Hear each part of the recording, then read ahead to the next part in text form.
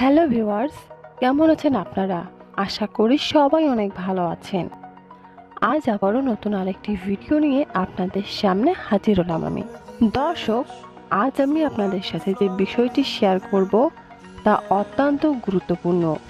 বিয়ের পর সহবাস একটি কমন ব্যাপার, তাই প্রত্যেক দম্পতিরই এই ভিডিওটি দেখা উচিত।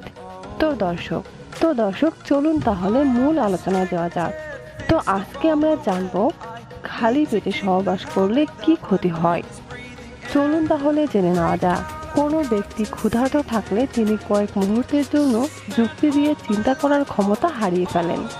এ তো গেল খালি পেটে থাকার একটি মাত্র অপকারিতার কথা, কিন্তু আপনি কি জানেন যে এর বাইরেও ক্ষুধার্ত থাকার একাধিক অপকারিতা রয়েছে যা শরীরে প্রভাব ফেলে। গবেষণায় দেখা গেছে খালি পেটে কোনো গুরুত্বপূর্ণ সিদ্ধান্ত নেওয়া উচিত নয়। খালি পেট আপনার সিদ্ধান্ত নেওয়ার ক্ষমতাকে ক্ষতিগ্রস্ত করতে পারে। গ্রেলিন নামের এক হরমোন এর জন্য দায়ী।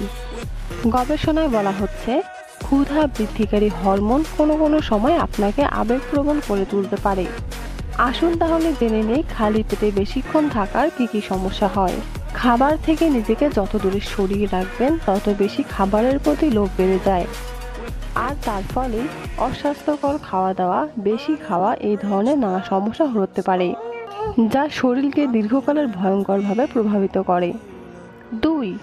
শরীর যদি খাবার না পায় তাহলে শরীরের প্রয়োজন অপূর্ণ হয়ে যায়, ফলে অজ্ঞান হয়ে যাওয়া, আচমকা ব্ল্যাক আউট, মাথা ঘোরার মতো সমস্যা হতে পারে। 3. নিয়মিত বিরতিতে না খেলে রক্তের শর্করার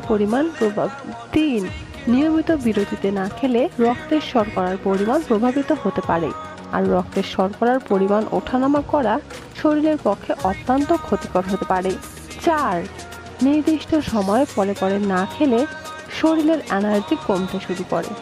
এর ফলে ঘুম ভাব, ক্লান্তি, দুর্বল লাগা প্রভৃতি সমস্যা হতে পারে। খাবারের অভাবে আপনার কোনো নির্দিষ্ট কাজে মনোনিবেশের ক্ষমতা কমে যেতে পারে। মাথায় খালি খাবার সংক্রান্ত চিন্তাভাবনা হতে পারে। 6. খাবারের অভাবে শরীরের এনার্জি থাকবে না, ফলে আপনার উৎপাদন ক্ষমতা কমবে। ধীরে ধীরে আপনার শরীরও ভেতর থেকে ক্ষতিগ্রস্ত হবে। 7. শরীর ক্রমশ না খাওয়ার অভ্যস্ত হয়ে যাবে এবং শরীরে মেদ জমতে শুরু করবে, তাই কখনো খালি পেটে থাকবেন না। দর্শক, বলছিলাম খালি পেটে সহবাস করলে কি হয়।